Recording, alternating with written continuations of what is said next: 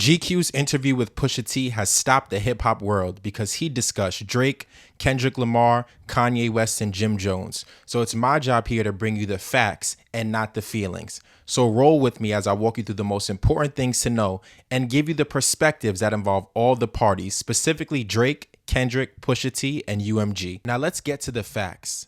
The Clips album titled Let God Sort 'Em Out is set to release on July 11th. And on this album is a song titled Whips and Chains, which features none other than Kendrick Lamar. Now, the Clips turned this album in a year ago, and when Def Jam heard Kendrick Lamar's verse, they gave the Clips an option: change it, censor the lyrics, or remove Kendrick as a whole. The Clips decided that this was not the move that they wanted to go with, and depending on who you believe, they were either dropped from Def Jam or they walked away. Now, Def Jam, if you didn't know, is a subsidiary of UMG, who Kendrick Lamar and Drake are both signed to. Pusha T and his brother No Malice then went to sign with Jay-Z's Roc Nation with a licensing and distribution deal. Now, after signing that, they are able to keep the verse as is and distribute it and put it out. So we are all going to get to hear the verse. Now, based off those facts that I just gave you, the internet started making crazy conspiracies, drawing their own conclusions, some of them educated, some of them far-fetched. But now what I'm going to tell you is how I think each of these players saw this from their perspectives. So first, we have to look at UMG. UMG is deep in litigation with Drake's legal team over Drake's lawsuit for defamation of character based on Kendrick Lamar's Not Like Us diss track.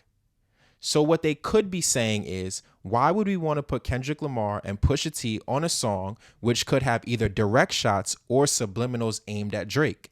This could be used against us in the future to prove that we are further trying to defame him and we are supporting attacks on him to devalue him in his next contract negotiation. UMG is a business and their job is to protect themselves at all costs, even at the sake of their other artists. So this is not far-fetched for me to think that UMG just said it's not worth it to have this verse. Now, depending on who you believe, people say that the verse does not involve any direct disses at Drake. But let's use common sense. Even if it's not direct, do we really think we're getting a Kendrick and Push song without some shots sent Drake's way?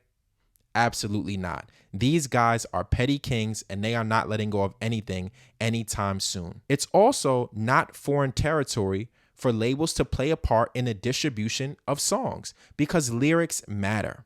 You may not know this, but before Nas released Ether, Columbia Records asked him to edit and change some of the lyrics, and he had to oblige because he accused Jay-Z of several things that were either one, not true, or two, very salacious that Jay-Z could have sued for. So this is not new. This has also happened with Eminem, Jadakiss, Biggie, and even newer artists like 4-1. They were all asked to adjust lyrics, censor lyrics, or change lyrics due to the fallout that could come from them. Now, how do we think Drake is looking at this? The first is from a vain point of view. Again, he should feel like I'm the most talked about, I'm the most listened to, and I'm the most popular rapper on the planet.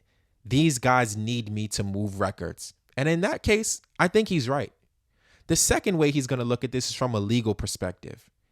You better believe that his lawyers are going to use this article as evidence. Evidence that UMG has the ability to protect their artists from lies and defamatory content. Because they basically told Push, remove it or walk. And he walked.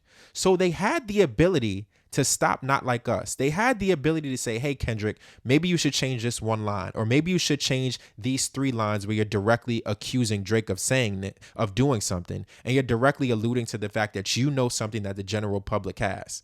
So his lawyers have to be eating this up.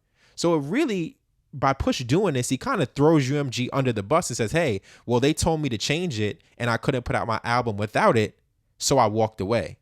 So his lawyers are going to have a lot of ground to stand on and saying, hey, UMG could have protected their number one artist, but they chose not to. And what was the reason? Maybe to devalue him, maybe to publicly embarrass him, or maybe they just wanted the beef to go on. But either way, Drake is saying in his contract, and because he's signed to the label, and because the label knows that these accusations weren't true, they should have stepped in. And finally, the consumer. You and I, how do we look at it?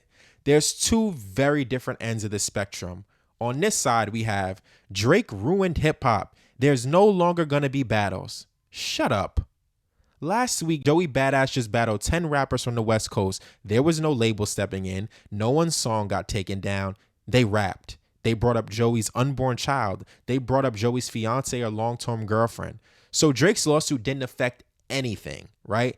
This is just business. Hip hop will continue to prosper in the way it has for the past 35, 40, 50 years. People will make music. The label has always stepped in when they feel things have crossed the line, right? That's been happening since the beginning of time.